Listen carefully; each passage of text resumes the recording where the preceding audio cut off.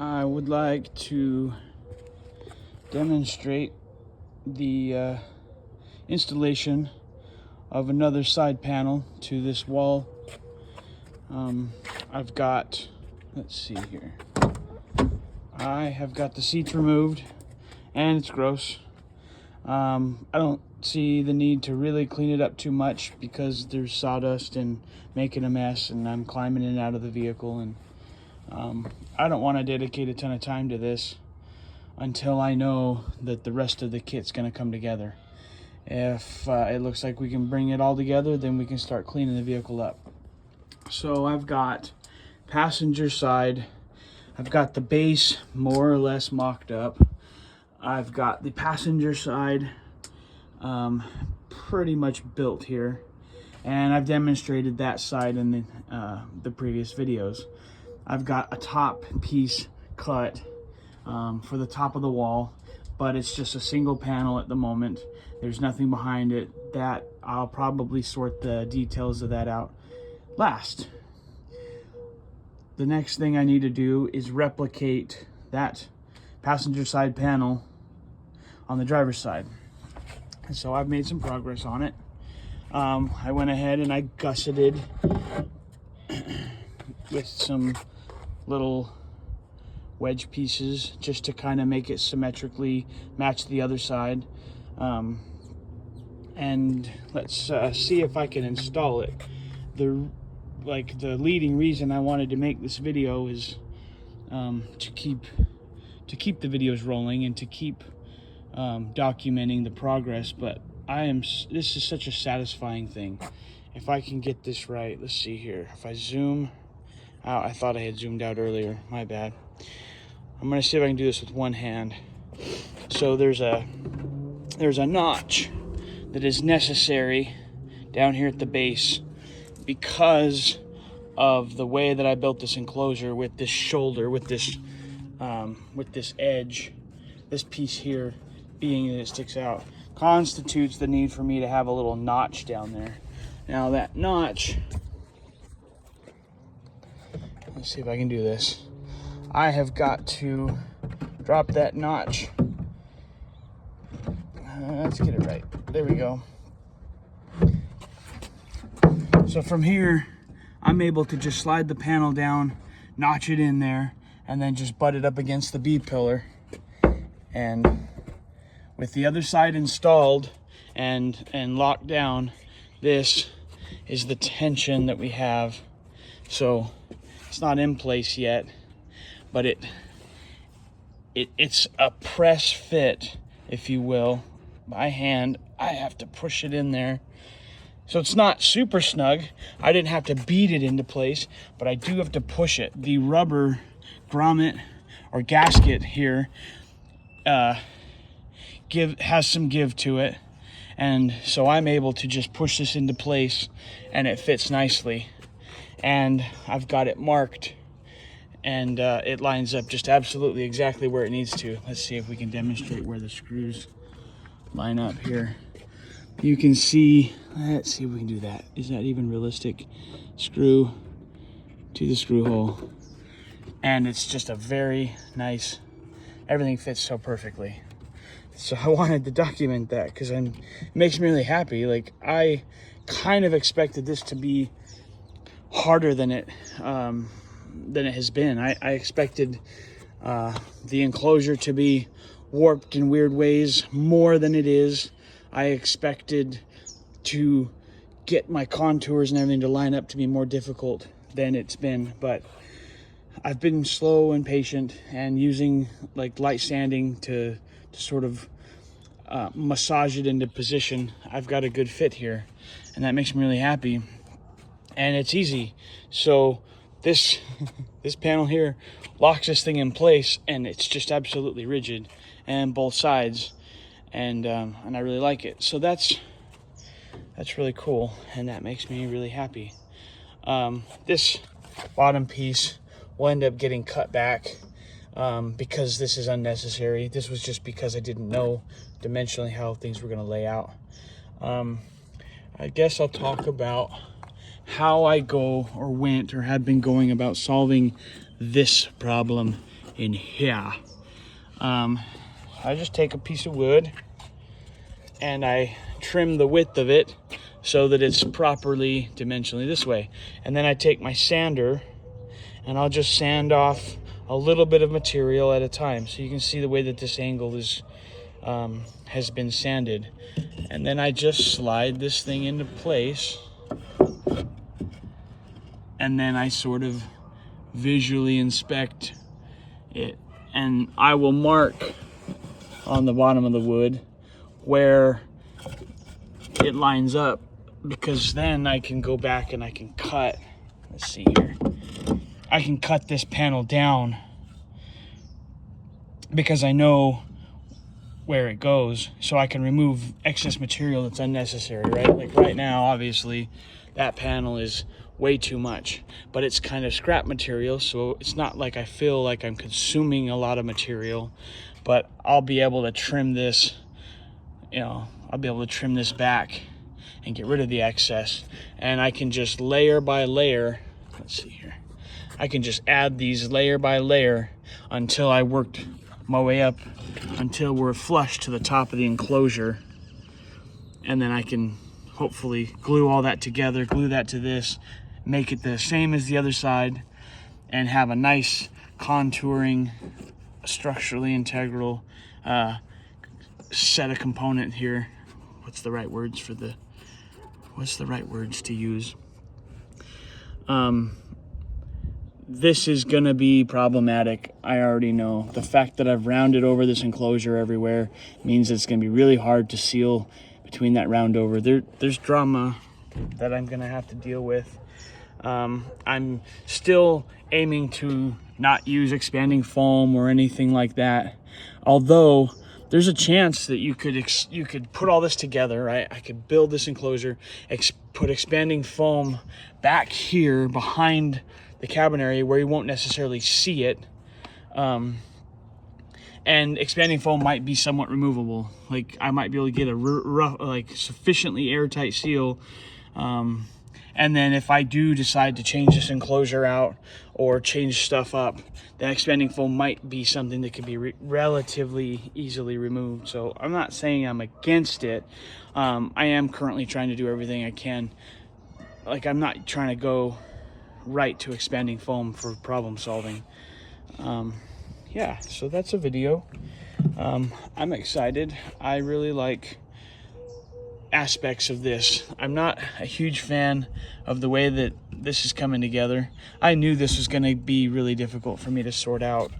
The bottom hasn't actually been that difficult, so we can look over here at this other side and talk about it in the event that I haven't. I'm going to zoom in the camera a little bit here. So I glued a piece. Where's my words? So, oh man, I am not happy about zooming in like that. Super weird. This top panel for the bottom, I just glued another additional piece so that all that's glued together. And then I took a piece of wood and I laid it here on the other side, obviously. And then on the outside, I traced with a pencil this contoured edge. And then I was able to cut it and then fine sand it until I had pieces. So I've got that piece right there that's pretty nicely contoured to the bottom plastic of the B-pillar. And I've got it double layered so that it's solid. Like it's not like a big leak right there in the corner. I realize it's not. I have mixed emotions because this panel sort of like bevels out or rolls out. It's not perfectly straight, and so this is butted up tight against the inner edge, or I guess it's the outer edge of this B-pillar. But because of the shape of this, and because I didn't do anything dramatic to make a perfect contour, and then just out of convenience of like my fabricating process, this material sticks out further. Honestly, I'm tempted to leave it and just take a sander and just sand like I've marked it, right? And I can just take a sander and sand it so that those edges line up. At the moment, they're not going to get glued together. I like the idea of keeping the bottom and this separate. It concerns me. There's a likelihood, therefore, for vibration and rattling to occur at this joint. How to solve it? I could put gasket material between them, and that might be what we end up using. Something to that effect. And we'll see. We'll just see. And maybe they'll need, screwed together. I might have to do something to screw them together. Until it becomes an issue, though, I'm not going to hyper stress it. But I bring this into conversation because this is what I did to solve the problem of attempting to seal off the bottom portion. And I mean, essentially, it looks decent. It's functional. The seats will go in, unless you're like a very skilled craftsman or you've built tons of walls and done this before. You're not. I don't mind those people being critical. It makes sense in the sense that I'm novice as far as this type of thing goes. I'm sorting it out. I think I'm making it work, but I'm not going to claim that I am some genius here. A little bit of time we're figuring it out. But okay, so I should be able to replicate what's done there over here pretty easily, the way I discussed it. And that solves the problem down here. There's always going to be little imperfections. My personal experience is that for as loud as I'm trying to be and for what I'm trying to accomplish, those really tiny gaps, I just don't expect enough sound pressure to leak out there to compromise my goal. But this should be how that gets solved. Up here, I've already discussed this. I'm not a super fan of this, but I just didn't know what else to do. And I can see how the same way we're going to have a challenge of connecting this piece to the bottom, we're going to have a challenge of connecting whatever ends up top being joined here. I don't know, figure it out. But for now, just for the sake of, I've still got this video rolling and I'm just so happy to talk. This comes out super easily, right? It's just literally pulls straight back and it lifts right on out. Whoops, I dropped my drill. But it goes in super easy, same way. Use two hands here because I set it there in the notch. And that baby just goes right in with just a mild light press fit, bam. Oh, that's so fulfilling. I was so scared. I was terrified that the passenger side was gonna go. It went fairly smooth, and I thought, oh, for sure I'm going to run into some hurdle or hiccup or problem, and the left side's going to not be as easy. Well, it makes sense that the left side would be easier. I guess the driver's side would be easier because I've already done it once, and I kind of have conceptualization of it. But I just was afraid that something wasn't going to line up, or that the enclosure, or that everything was not similar enough dimensionally that this was going to end up really needing to have some wonky shape to it. There's definitely some mild variation, but not enough. Like at a glance, it's not enough for me to really be that concerned. If you look in here and then you look here, there is some mild dimensional differences. For example, this panel is roughly 1/4 inch longer in order to achieve the right dimensions than that panel. And maybe it's just the way that I'm holding the camera makes it look worse. But I think that there's only, it could be as much as 3/8, 2/8, 3/8, 4/8 is 1/4, 4/8 is 1/2, 3/8, no, it's 3/8. It could be somewhere, it's somewhere between, this is really pathetic of me that I can't get my numbers right. It's somewhere between 1/4 and 3/8. This panel is that much longer than that panel. So there's definitely some dimensional variation in the whole layout of this thing. I tried to get this enclosure like centered and located perfectly, but it probably didn't end up that way, and I've at least got proof that it's 1/4 inch. This enclosure is 1/4 inch shifted, but I don't think it's gonna be that big of a deal. I've got the drivers for this enclosure scheduled to arrive tomorrow.